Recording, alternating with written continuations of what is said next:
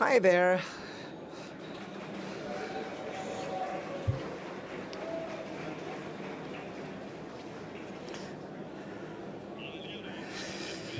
Hi there, dear colleagues. We are totally delighted to talk to you about some super interesting topic. We're going to talk about the Industrial Metaverse and why we believe that this area is going to be the foundation of the factory of the future. I'm very happy that I'm not alone here. I've brought along here my colleague Mark.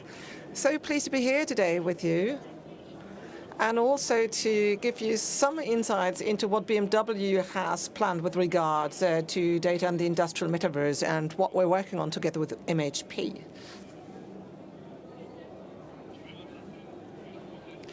I'd like to start by talking a little bit about the metaverse. And the title here is The Metaverse, an Elusive but Essential Innovation. And I'll explain why I believe that it's a bit elusive, this thing. Next, we're going to talk a little bit about the iFactory at BMW. Now, this is really super exciting implementation of a virtual factory. And then I'm going to continue talking about potential applications. It's great to have a virtual factory, but what's the use? Where are the benefits? So, and then an interesting program will be part 4, SORDI.ai AI, an interesting initiative. So, let's get started. Why do I believe that the metaverse is a bit elusive?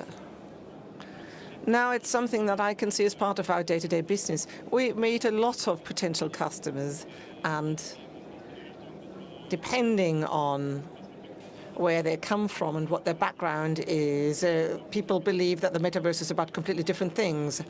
Now, when it comes to the industrial metaverse, a lot of people think they project a lot of things into it, really, anything that's a current trend.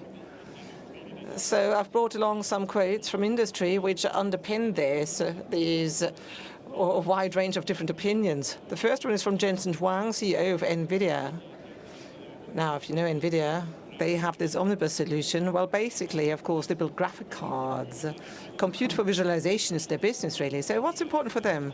Photorealistic representation. Basically, they work with a gaming engine that has engendered a physical engine, so physically correct representation. So that is for them important. Microsoft, Teams supplier, of course, for them different things are important. Communication, interaction amongst people, and the way in which people can communicate with each other or with systems in the professional environment. Matthew Ball, lesser known perhaps, he was a former strategy responsible at Amazon, but he's come up with quite a nice definition, I believe, because it brings together a lot of different things. It's like a kind of collage of, virtual worlds and the metaverse. And as the only German representative, we have the Officer for, also Strategy and Innovation at Siemens. Now, they have kicked off a huge industrial metaverse initiative there. You might know that.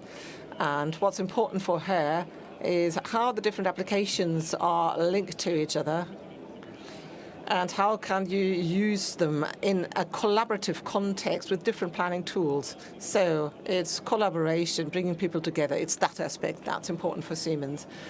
So I believe that this already shows that people can really focus on completely different aspects of the metaverse. To give you an example of a very advanced solution, actually, it's the fantastic application that exists in this area. It's the iFactory by BMW. The iFactory, or it's a vision of it, what you can see here. Now, every oil can, every human will have its own 3D object. So it's always about data here. Data as a 3D object, and then the rendering. What's so exciting for us when it comes to iFactory? Well, it's a huge enabler of production processes, first of all. It helps us to be efficient, flexible, agile, because we want to respond to what's needed in the market swiftly.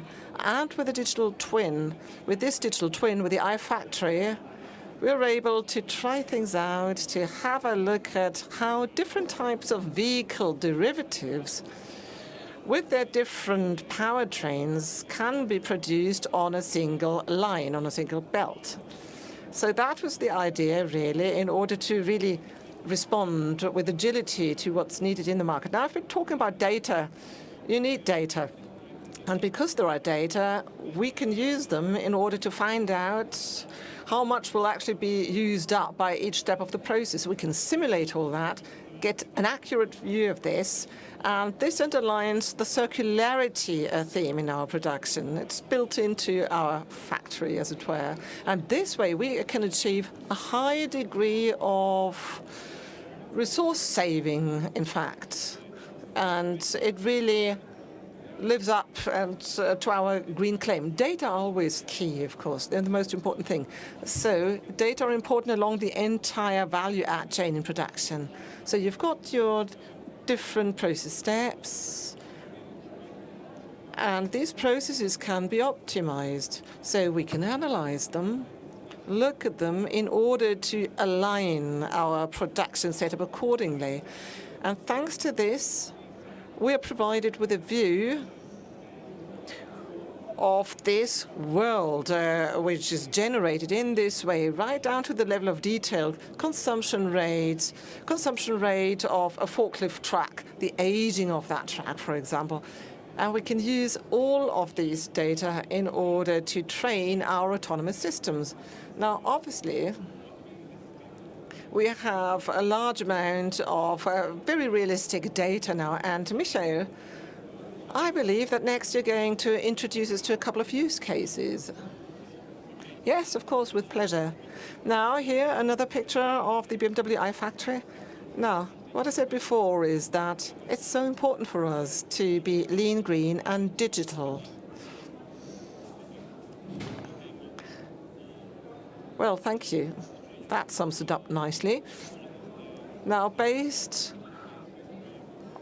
on what you just heard, I'd like to show you what these use cases actually mean, or what groups of use cases there are from an industrial point of view. Now, we are not meta. It's not about the social metaverse. It's about industrial use cases and, implementing them for customers to create business cases.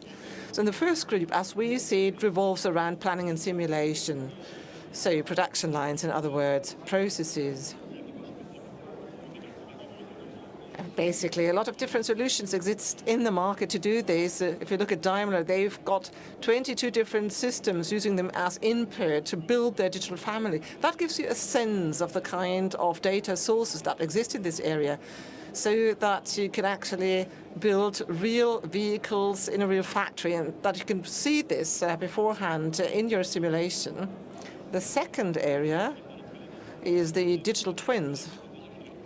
Now, the digital twins as such already is a big topic. The geometries, surface finishes, you've got data, numerical data on these twins, metadata, meta-information. And with the digital metaverse concept, we can integrate the digital twins in one world, to bring them together in one world with all the different aspects. And we can add the physics to it. So we have physics-based simulations. So you can assume gravity, friction values, cooling processes can be simulated. So the industrial metaverse is an open ecosystem. And thanks to this, you don't have to manage it all with one solution. It's basically about technically representing this solution system, filling it with the data as they come in, so that you can always simulate or get a simulated representation of what you need. Now, for example, for bending processes, for example, you can run a simulation. So what we do together with BMW has to do with the support of AI models. So how can I arrive at AI models more quickly, more swiftly? Synthetic data are a key driver here. Now, the metaverse, with its photorealistic representation, of course, is a wonderful source with which you can generate databases and to prepare such models. But I'll show you the details in a sec. And the last item is also very important. Your virtual world you have to make it interact with the real world, of course. There is the human factor to consider, and there's also the robots, of course, in the industrial environment. So you could use your robots in order to translate or transfer the interaction from the virtual into the real world. So there are many different use cases. And I'm going to start out with one real use case, planning and simulation. And this is a view of a press shop. Now, there was an inquiry in the past to do a visual inspection for these stamped parts. So from the PLM, they had models of the different stampings, and there were models of the press line too. And we were able to get the data quickly from PLM, the planning data, everything else that was needed. Now, from the Omniverse, you can actually show real-world cameras. You can describe these cameras. You can position them as objects. And you can say what this image is going to look like, that the camera is going to take. So it's so close, actually, to the real thing that using this, you can train your AI models. And it was mentioned before, this digital twin, if we take this forklift, if apart from the geometry and the surfaces, you have metadata, you can show the aging, you can predict consumption rates, you can calculate different consumption rates, for example. And so this is a way of bringing it all together based on numerical data. And you can also simulate the optical characteristics and how it changes over time. Or you can use this for logistics containers or cases, for example. So it's a really valuable tool to have. Now, this is a great example from NVIDIA. Now, in electric mobility, there are a lot of connectors, of course. So a lot needs to be joined together in terms of electronics. And with this simulation here, you can, for example, simulate friction. You can do a whole lot of other things as well, and you can also visualize it. So basically, we always have these bending wing or non-rigid bodies, which are these the elastic parts here. We had an inquiry from a customer which was about cables. Where is it going to be? How is it going to be installed? So we take a stochastic approach. How does the robot need to pick it up so that the non-rigid body is not in the way? So all of that sort of thing can be shown and represented. Synthetic data. Now, if you want to rebuild these objects, you need ground truth. So you put in ground truth. You don't have to say this is an object of a certain type. But you know, you get it from the PLM, you know it's a forklift. You don't have to label, 100 forklift tracks in order to tell the model what it is. What's also important for AI is domain randomization. So an environment, how can it be varied in such a way that you get a model that's robust from the first? So each model is only as intelligent as the input that's in it. So you need to weight all these, and you need randomization in order to cope with different lighting conditions. So you need models which will survive the reality test. And in your Omniverse, there's another use. So this is a use case that BMW uses. And that's an important goal, generating synthetic data, which are the result of these different animated states. And another interesting one is this one, HIV robotics. For example, if you have an HIV scenario and you want to pick up things, grip things, you need high-quality models again. Now, if you were to, generate images, setting up a training set for AI, it wouldn't be feasible. There are so many people milling about on the production shop floor, and you will never get at the different variations. Thanks to this metaverse approach, you can simulate it broadly. You can feed it into the AI, feed your HVs. You can train your models. So you then import this, you have different elements. So this is a big advantage, really. You can have a look at it live because you can see the stall at the back. There's a demonstrator there, and in the left, you can see the virtual world, the virtual robot. On the right, the real world robot.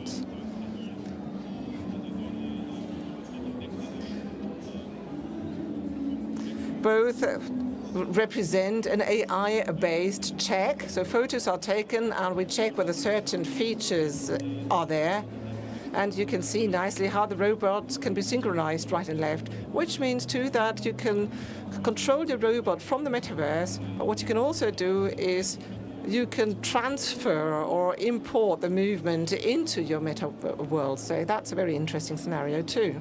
That was all from me. I'm going to hand over this gadget, SORDI. SORDI is the biggest industrial data set which BMW has published together with its partners.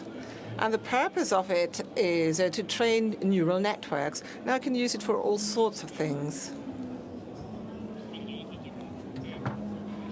For example, you can use it to train a self-driving robot, for example, or to optimize processes on the shop floor.